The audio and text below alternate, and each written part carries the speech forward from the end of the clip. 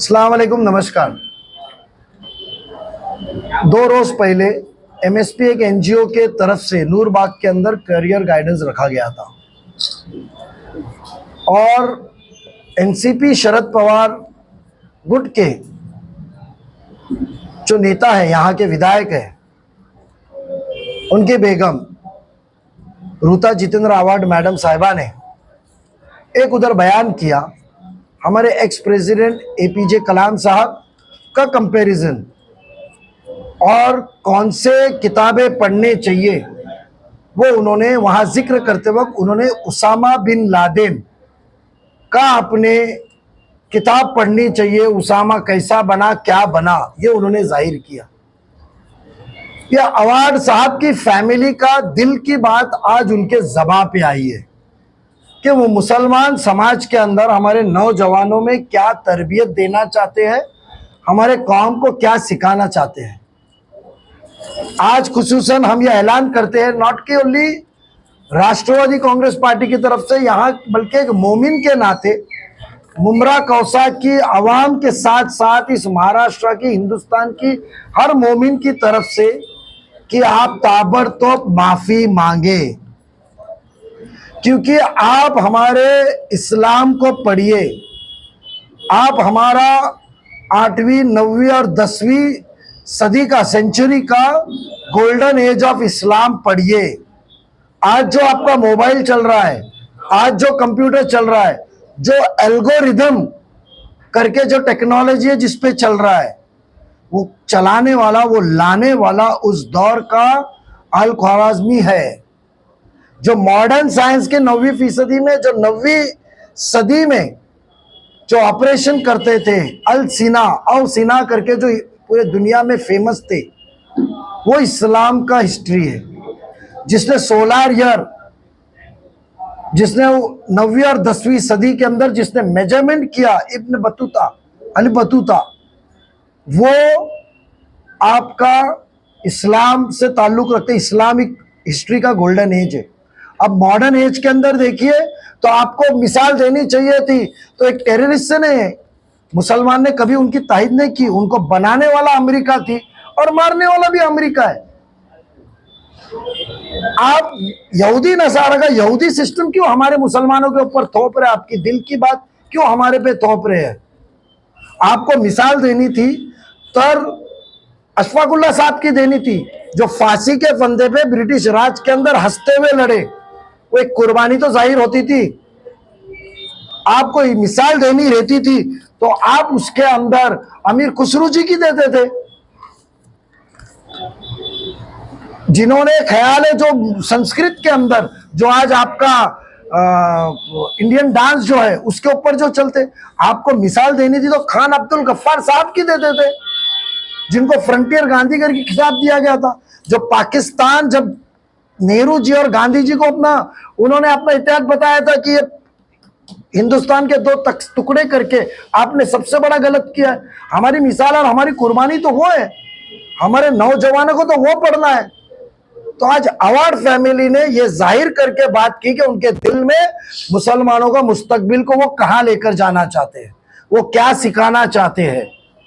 इसके लिए मैं चाहता हूं कि वो ताबड़तोड़ माफी मांगे और आने वाले दिनों में हमारे स्कूल के बच्चे से मर्जिया शानू पठान, जिनकी एनजीओ ने वो प्रोग्राम ऑर्गेनाइज किया, उनको और रूता मैडम को हम किताबें भेजेंगे कि वो पढ़े और इस्लाम का साइंस में, एस्ट्रोनॉमी में, मैथ्स में, फार्मेसी में कितना बड़ा कंट्रीब्यूशन है ये आप जाने। इस हिंदुस्तान के अंदर मॉडर्न हिस्टोरियन के नाम पे जो नूरी साहब है, जो अभी हाल ही में इनका इंतकाल हुआ, उनके किताबें, उनके इंटेलेक्ट किताबें, इसके ऊपर हम आपके सामने किताबें भेजेंगे, आप वो पढ़िए, ना कि हमको उसामा बिन लादेन के किताब पढ़ने को कहे। और अफसोस इस बात की है कि उनके स्पीच के बाद आला दिगर नेता के भी स्पीचेस थे और उसके अंदर किसी ने भी उसका एहतजाज नहीं किया, ना ऑर्गेनाइजर्स ने उसके बारे में माफ़ी मांगी। तो क्या ऑर्गेनाइजर्स की सोच भी वही है जो अवार्ड मैडम की सोच थी कि हमने उसामा बिन लादेन को पढ़ना है? कोई मुसलमान ने, कोई अदारे ने, कोई दुनिया के कोई भी शख्स ने उनकी तायद नहीं की है। फिर से कहता हूं, वो एक सियासती मोहरा था जो अमेरिका ने बनाया और अमेरिका ने खत्म किया। उसकी मिसाल देने से अच्छा हमारे इस्लाम को दाग ना लगाया, हमारे मोमिनों को इस तरीके का गुमराह ना करे, हमारे नौजवानों को ना करे। आप इस तरीके के करियर गाइडेंस ना ले तो अच्छा होगा।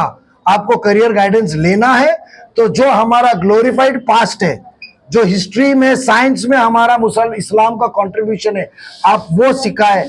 और जब तक रूता मैडम माफी नहीं मांगती, यहाँ के सब बैठे हुए कोई भी जनरल प्रोग्राम में वहां हाजिरी लगाए, हम वहाँ एहतजाज करेंगे जब तक वो माफ़ी मांगते नहीं है।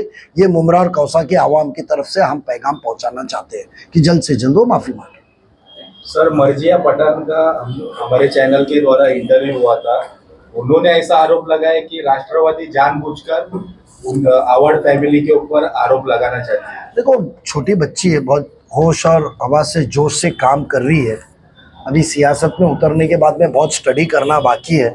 हम भी कल आके ये सीखे नहीं है, जब टाइम है उनको क्या पता है। उनको उसामा बिन लादेन और हिस्ट्री, कॉस्मी, अलजेब्रा, एल्गोरिदम बहुत टाइम है, तो मुझे उसके ऊपर कोई बयान नहीं करना है। मैं इतना कहूँगा कि वो सिर्फ इतना कहे कि हमारा मुस्तकबिल किसका किताब पढ़े, उसामा बिन लादेन की पढ़े, कि हमारा ग्लोरीफाइड पास और हमारा कंट्रीब्यूशन इस दुनिया की टेक्नोलॉजी, साइंस और मेडिसिन में किसकी पढ़े। आप सोचें कि आप मुमरा और कौसा के आवाम को कहाँ लेकर जाता है। ये तो आवाम फैसला करेगी। आप आपके दिल की बात डाल रहे कि आप मुसलमानों को हमेशा वो बदनाम, टेररिस्ट इसमें ही रखना चाहते, तो आपकी रहनुमाई बढ़ेगी ना। तो आप आपके दरवाजे पे आएंगे, आप नेता बनेंगे, पुलिसों के सामने वीडियो निकालेंगे। आप चाहते ही वो है कि मुसलमान उसी फिरके में रहे। मुमरा कौसा आज तक रही, आगे भी वैसे ही रहे। उनके कार्यकर्ताओं का ऐसा भी आरोप है कि जो नारायण राणे के लड़के, उन्होंने जो कहा था कि मुसलमानों को मस्जिद में घुसकर मारेंगे, इस पर भी आपकी कोई टिप्पणी नहीं आई कहीं ना कहीं। आप तो उनके कार्यकर्ताओं के नंबर भेज दो, जो मैंने बयान चांद नगर के हॉल में किया था उसकी वीडियो भेज देता हूँ। और उनको कहिए कि हम टीवी पे आने वाले नहीं हैं। हमने इतना दबाव डाला कि दूसरे दिन उनके वालिद, ex chief minister of Maharashtra, x central minister Narayan Rane साहब को आके बयान की माफ़ी मांगनी पड़ी। वो पावर है अजीत दादा की। क्या है, उनके कार्यकर्ता मीडिया से नज़दीक है, सोशल मीडिया के पगार के लोग हैं। आप देखते रहिए, आजकल वीडियो चलता है, एक पठान नाम का बंदा, पगार चल रहा है लाख रुपया, तो जोश में चल रहे हैं। तो उनको जवाब मैंने देना चाहता हूँ। नजीब भाई, मुमरा से सटे कुछ गाँवों में अभी हाल ही में पोस्टर लग रहे हैं विश्व हिंदू परिषद द्वारा मुसलमानों के बाइकाट की। उन्होंने जो आलोचना की है, ऐसा है, आलोचना की खबरें भी चली है। हमको इसका इल्म, सामान ना खरीदे, कुछ सुनो मेरी बात, आप इसका इल्म हमको दो। ये लोकल पुलिस स्टेशन लेवल पे नहीं, महाराष्ट्र के अंदर रहेगा। तो इसका मेमोरेंडम, क्षेत्र तो एमपी श्रीकांत शिंदे का है। एक मिनट, मैं तो आपको एमपी श्रीकांत शिंदे, आप सवाल किया तो जवाब भी सुनिए भाईजान। हम आपको कह रहे हैं कि आप हमको इसका पुरावा और मालूमात दो। इंशाल्लाह जल्द से जल्द हम सीएम साहब, DCM, local police station, CP सबको मेमोरेंडम देंगे कि इनके ऊपर कार्रवाई करें और ये चीज़ की फिरका परस्त ताकतों के ऊपर एक्शन ले और वो बैनर्स निकाले। आप प्रेस कॉन्फ्रेंस के बाद हमको पुरावे दीजिए। संगीता मैडम खुद उसका नेतृत्व करेगी और मनीषा ताई के इसमें हमारी कार्याध्यक्ष है संगीता मैडम, ये उसका ही नेतृत्व करेगी। इस तरीके के बैनर रहेंगे कि बेसिकली ये है कि जब तक जितेंद्र आवाड साहब की रूता आवाड मैडम माफ़ी नहीं मांगते, हम उनको मुमरा के कोई भी प्रोग्राम में भले कुछ भी हो जाए, हम उधर हमारा प्रोटेस्ट जाहिर करेंगे। उन्होंने आवाम की माफ़ी मांगनी चाहिए, भले वो उनका कोई भी नज़रिया हो। ये हम हमारे मुस्तकबिल को नहीं सिखाएंगे और ना मिसाल देना चाहेंगे कि आप उसामा बिन लादेन की किताब पढ़ें। रामगिरी महाराज ने इतना बड़ा विवादित बयान दिया, उन्होंने माफी नहीं मांगी, माफी नहीं, उनको अरेस्ट किया गया अभी तक, और इसके ऊपर भी किसी तरह का कोई बयान आप लोगों की। तो आप एक काम कीजिए, रूता आवाड मैडम को कहने लगाइए कि मुझे माफी नहीं मांगना है, जो मैंने बयान किया वो सही बयान है। नजीब भाई, तो आवाड मैडम बोले फिर कि मैं माफी नहीं मांगूंगी, मैंने जो बयान की वो सही की। भाई, जो सवाल मैंने किया था उसका जवाब आप दे। कल आनंद परांजपे का प्रेस कॉन्फ्रेंस भी हुआ था, उसमें उन्होंने कहा था कि राष्ट्रद्रोह का मुकदमा जारी होगा। जी, उसका एप्लीकेशन दे दिया और मंडे को हम लोग सब मिलके पुलिस कमिश्नर का पास डेलीगेशन भी लेकर जा रहे हैं कि ताबड़तोड़ गुना दाखिल करे और हम पूरे महाराष्ट्र के अंदर उधर जिधर जिधर हमारे मोमिन है वो उधर करे। हमारे हिंदू भाई बहनों ने तो साथ दिया ही है, क्योंकि कोई नहीं चाहता है कि इस हिंदुस्तान नहीं पूरे दुनिया में भी कोई कौम का बच्चे को हम टेररिस्ट की किताब पढ़ने का देवे।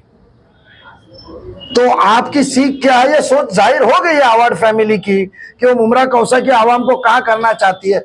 और मुझे अफसोस है कि मर्जिया जैसे अच्छा काम करने वाली बच्ची का एक करियर गाइडेंस में हो सकता है उनकी पठान फैमिली से कुछ एलर्जी हो, इसके लिए प्रोग्राम खराब करने के लिए बयान उन्होंने किया हो।